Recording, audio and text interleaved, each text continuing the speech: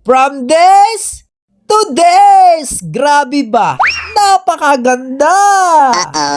So yun guys, ito nga pala yung nabili kong folding bracket dito sa TikTok. Kasi yung gagawin ko dito sa pinakamisa ko ito.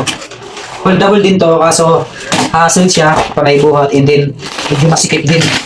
Eh, maliit lang yung space ko dito. Ang gagawin ko, ihahangin ko siya dito. Yan, dito sa pattern to.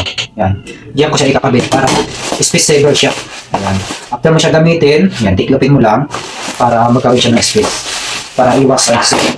So, bali ito siya. Pag bumili ka ng ganito, 2 piraso na to guys. Yan siya. So, mag-partner na to. 2 piraso na. Yan.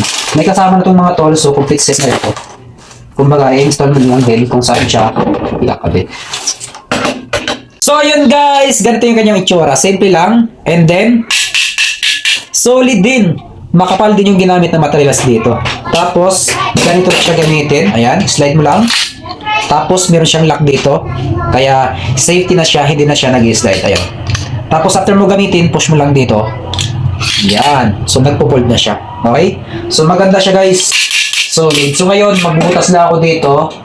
Yan, kakabit ko itong aking pinakamisa. At heto na mga palangga ko, tinanggal ko na agad yung mga screw dito sa ating lamesa para maikabit na agad natin to. At pagkatapos nito, next naman natin, tayo magbubutas ng pader katulad nito.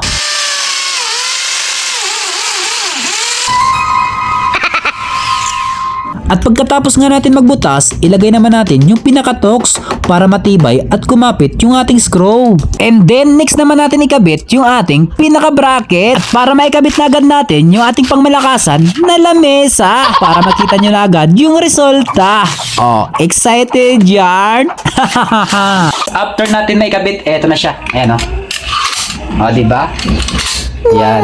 Matibay yan kasi malalaking pako yung nilagay ko dito. Tapos yung pinakakulang natin, ito na lang pinaka-lamesa natin. Yan. At eto na, huwag na nating patagalin pa dahil alam ko excited ka na sa magiging resulta. Kaya heto, wala nang patumpik-tumpik pa. Diretso na agad para makita na ang resulta!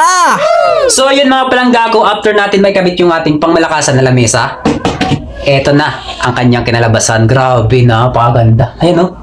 So after mo siyang gamitin pala, pindutin mo lang yung pinakano niya dito, pinaka-button para mag-fold siya. Automatic. Ayan o. Wow! So, diba? So after nyo kumain, fold mo lang siya, and then space saver na, no?